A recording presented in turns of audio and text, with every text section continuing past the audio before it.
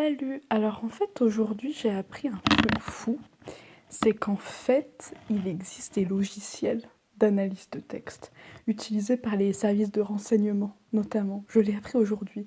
Et en fait ça au début j'étais genre Océane, enfin je le savais, je choisis une carrière quand même qui s'intéresse aux lettres, tu vois. La dernière fois j'étais en soirée et tout, et je parlais à un mec et tout, et je lui ai dit que je faisais des lettres, et le mec en plus adorable à côté de ça, mais genre il avait l'air, mais à quoi ça sert? Et donc j'ai dû lui expliquer à quoi ça servait. Un jour on fera une vidéo sur à quoi ça sert d'étudier la littérature, mais j'ai vu que c'était une filière en perdition, quoi. Les gens ne comprennent plus. Bref, je pourrais vraiment parler des heures de sujet, mais on va pas parler de ça. Donc en fait, genre juste, en fait ce truc de genre il existe des logiciels d'analyse de texte. En fait, j'ai paniqué parce que j'étais genre mais putain, ça veut dire que genre c'est des trucs en vrai, si les logiciels peuvent analyser un texte, genre à quoi moi je vais servir, tu vois? Et genre en gros, c'est des logiciels qui regroupent en gros des informations et mais genre à un niveau très élevé, du coup, en fait, qui font des liens, apparemment, plusieurs, genre... Et du coup, ça permet de créer des types, par exemple, les dealers d'enfants sur le dark web, ils utilisent des thèmes qui sont récurrents, des... Je sais pas. Est-ce que vous voyez, genre, des formes de discours qui reviennent? Voilà, bref. Bref. Donc, en fait, ils font des analyses de texte, donc à quoi je sers? Et en fait, du coup, on va parler d'un livre qui résiste en fait à l'analyse de texte. Et du coup, je me suis dit, pour montrer qu'en fait, le langage, c'est pas que quelque chose de... Il y a quelque chose dans le langage qui n'est pas que de l'ordre, qui est de l'ordre du factuel, mais qui n'est pas que de l'ordre de la logique, en fait. C'est-à-dire que avoir une approche sémantique et... Oh là, avoir une approche grammaticienne du langage, ce n'est pas avoir une approche littéraire uniquement, même si ça aide. Est-ce que je suis claire? Bon, en gros, on va parler, tout ça pour dire qu'on va parler de Laura Bruder, de Mio Diano. En plus, j'ai remarqué que les gens regardaient plus mes vidéos quand ils connaissaient l'auteur. Ce qui est normal en vrai, mais genre, on va tester, genre, est-ce que... Gna, gna, gna. Bref. Donc, Laura Bruder. Patrick Modiano. Alors Modiano, en plus j'avais grave envie de pas aimer Modiano parce que genre, enfin, prix Nobel et tout, on cherche son originalité où on peut, quoi. Vous voyez ce que je veux dire? Et Modiano, voilà, prix Nobel, donc mec reconnu par tous. J'étais genre. Mais bon, du coup j'ai lu ça et c'est très bien. En gros, ça parle de quoi? Laura Bruder, ça parle de la Seconde Guerre mondiale. Bon alors j'ai déjà parlé de la Seconde Guerre mondiale. Il y a des gens qui se sont énervés contre moi. Genre, non mais en fait si c'est bien ce que vous dites, allez-y. Hein. Mais Maître Patrick Bonino, c'est très bien ce qu'il dit. Et en plus, ok, il a un système littéraire en fait qui est assez...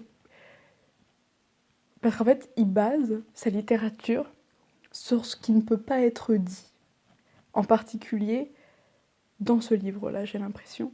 C'est-à-dire que ok, Laura Bruder, ça parle de quoi? En gros, c'est une enquête qui c'est limite à un truc pas policier, mais c'est vraiment de registre de l'enquête, de la documentation, et où en fait le narrateur, donc qui s'identifie, genre Modiano qui se cache pas vraiment en fait. C'est pas autobiographique parce qu'il parle pas tant de sa vie, mais il y a vraiment une voix narratoriale, donc la voix qui raconte l'histoire, qui s'identifie, genre je suis Patrick Modiano, genre je suis cette personne-là, machin, machin. Et en gros, je vais enquêter genre, sur une jeune fille qui s'appelle Laura Bruder, qui est morte dans les camps de concentration. Et, et en fait, à la base, c'est ça. Il essaye en fait de reconstituer sa vie, sachant qu'elle est morte, je crois qu'elle avait 15 ou 16 ans, enfin très très jeune en gros. Et, ou du moins, elle a disparu, mais bref. Et en gros, c'est tout ce travail de documentation. Là, ça a l'air chiant à mourir. Non, mais c'est vraiment... C'est hyper beau à lire déjà.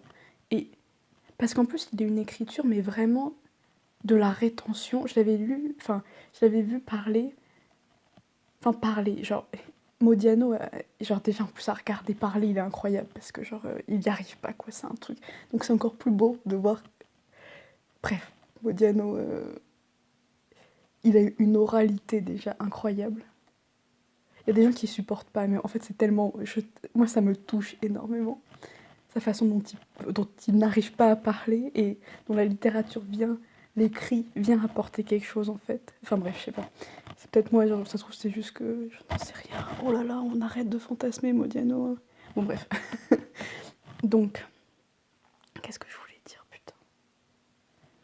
Faut que j'aille vite, hein, parce que sinon vous allez partir.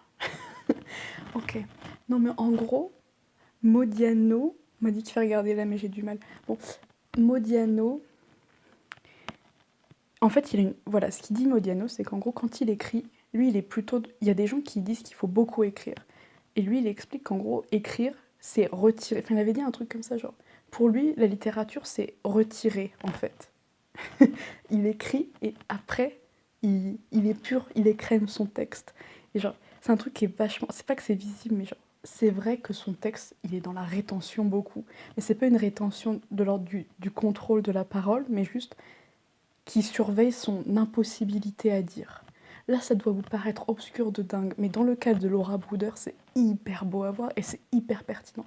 Parce qu'en fait, du coup, c'est une enquête qui va raconter la vie de cette jeune fille. Et en fait, il y a plein de moments où en fait, il dit là, je n'arrive pas à savoir ce qui s'est passé dans sa vie.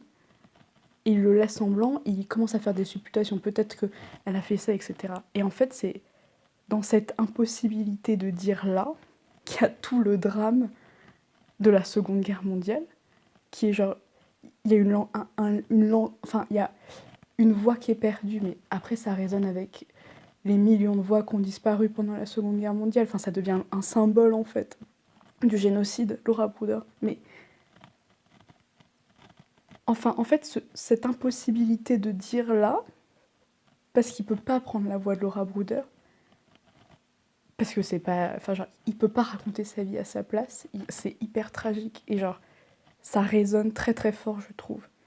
Enfin, c'est un livre qui m'a vraiment touchée et que je trouve... Enfin, on dit souvent quand on fait de la littérature, il y a cette expression qui revient souvent, genre un bon texte littéraire, c'est un texte qui résiste à l'explication de texte. Et genre, ça c'est un texte qui y résiste parce que littéralement, genre, il va au bout de ce qui est possible de dire. Pas dans la mesure dans ce qui est possible de dire, genre, en termes genre possible, genre on ne s'en sort pas. Genre, ce qui est possible de dire grammaticalement ou de penser, genre. Mais ce qui est possible de dire de l'ordre qu'en fait, dans la mesure où elle n'est pas là pour le dire, il y a une impossibilité à dire. Et cette impossibilité-là, elle est à la fois très littéraire chez lui et en même temps hyper tragique. Mais, enfin, je sais pas, moi, ça me touche. Enfin, je trouve ça super fort, en fait, de faire du rien quelque chose de signifiant. Voilà. J'ai fini.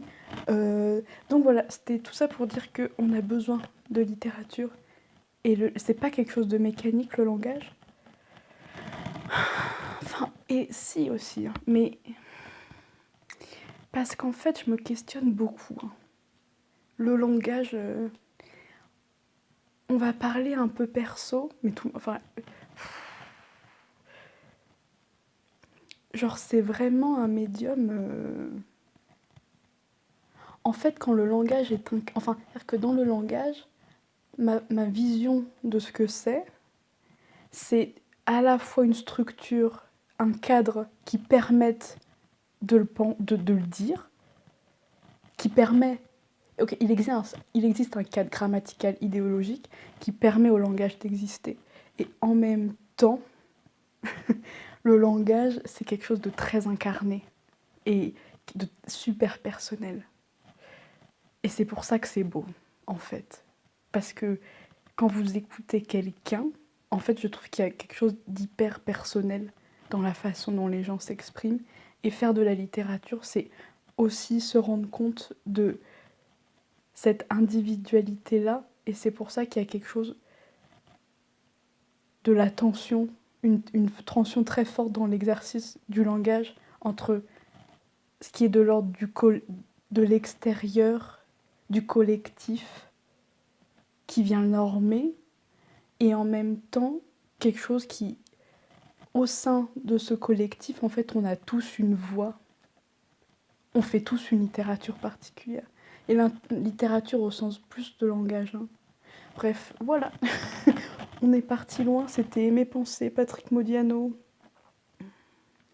Ça devient n'importe quoi ici, hein. C'est vraiment la brocante, quoi, de YouTube littéraire. Bon, bah écoutez, salut, j'espère que ça vous plaira, et bonne soirée.